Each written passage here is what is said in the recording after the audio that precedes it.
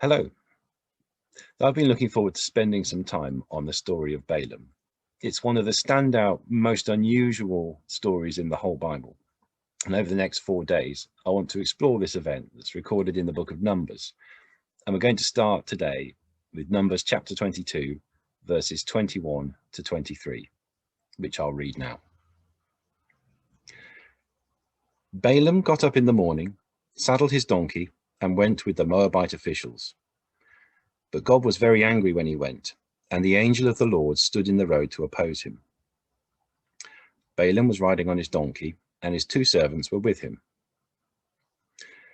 When the donkey saw the angel of the Lord standing in the road, with a drawn sword in his hand, it turned off the road into a field. Balaam beat it to get it back on the road. So we'll start off by catching up with the story so far. The Moabites plan to recruit Balaam to their side because they know he's an internationally famous God expert. They hope to get Balaam to put a curse on the threatening Israelites who are traveling past their land. And Balaam had already told them this won't be possible if it isn't what God wants. And it wasn't likely because the Israelites were God's people. They'd just been rescued from Egypt. So you'd expect Balaam not to be interested. But he goes with them. Why? Because the Moabite king is going to pay him. Balaam's relationship with God is dysfunctional.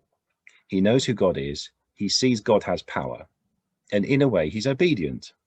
He wouldn't go until God gave him permission. If Balaam was on an alpha course, you'd say that was a good start. So what's wrong? Why is God now blocking the road? The answer is that Balaam is on the wrong road. For all his expert knowledge, Balaam doesn't have any love of God in his heart. Fear of his power, yes, but no love. Balaam thinks he's an agent for God in a business transaction. He'll set up the Moabites, take his cut, and go home.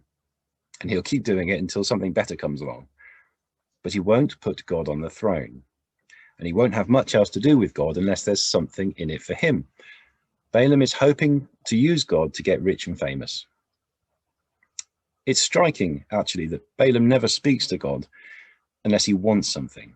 And that's why the smell of money has got him saddling his donkey and heading to Moab. God's response. He allows Balaam to set off, but now there's an angel blocking his way. Balaam, the God expert, is blind to see it. Perhaps he's just focused on the money. Balaam's donkey isn't blind, though. That poor donkey makes an undignified bolt into the field with Balaam on her back. Balaam doesn't pause to think why. He doesn't want to listen or take the hint.